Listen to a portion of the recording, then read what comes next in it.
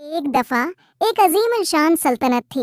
सल्तनत पर बादशाह अकबर की हुक्मरानी थी, जो अपनी दानिशमंदी और इंसाफ की वजह से मशहूर था। उसकी इकलौती बेटी शहजादी माया थी। शहजादी बहुत चंचल और शरारती थी।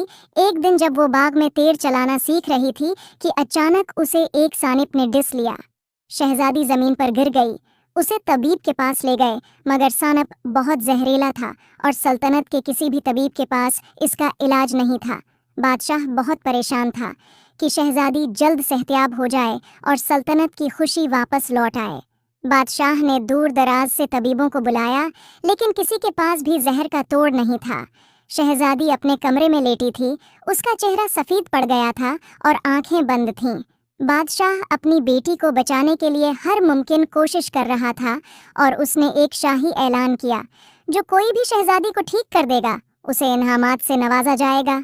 एक शाम एक दाना शख्स महल के दरवाजे पर आया, जो कि शहजादी की बीमारी का सुनकर आया था।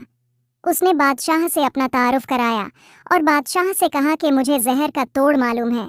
उसने बताया कि दूर एक गार में एक जादुई फूल है, जिसके रस से सानिप के जहर को ख़त्म किया जा सकता है, लेकिन उसकी हिफाजत जंगल की रूहों के स्पर्द है और सिर्फ वही लोग उस तक पहुंच सकते हैं जिनके दिल साफ हों।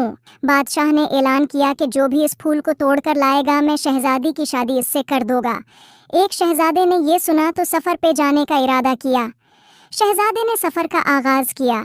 जंगल में जानदार मखलूक़ात थीं, लेकिन उनके रास्ते में कोई रुकावट नहीं डाल रही थी। आखिरकार शहजादा इस गार में पहुंचा। उसने वहां एक चमकता हुआ चमकदार फूल था, जिसकी पंखड़ियों पर चांदनी की मानंद चमक थी। शहजादे ने फूल को नरमी से छुआ।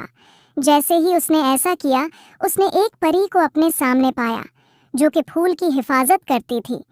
परी ने शहजादे से कहा, फूल हासिल करने के लिए तुम्हें चंद सवालों का जवाब देना होगा।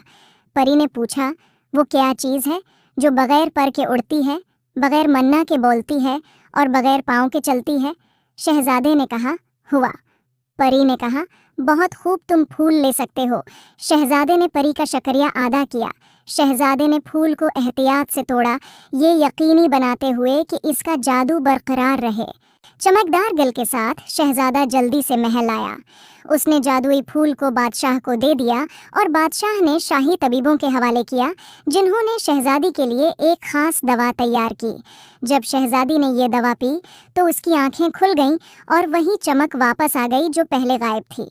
अबू, उसने आहिस्ता से कहा। उसकी आवाज़ में शुक्रगुजारी और हैरत थी। मैं बेहतर महसूस कर रही हूँ।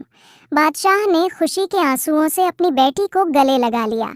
सल्तनत ने खुशी मनाई, शहजादी की माजिज़ाती सेहतियाबी का जश्न मनाते हुए। बादशाह ने शहजादे और शहजादी की शादी कर दी। उम्मीद है आपको स्टोरी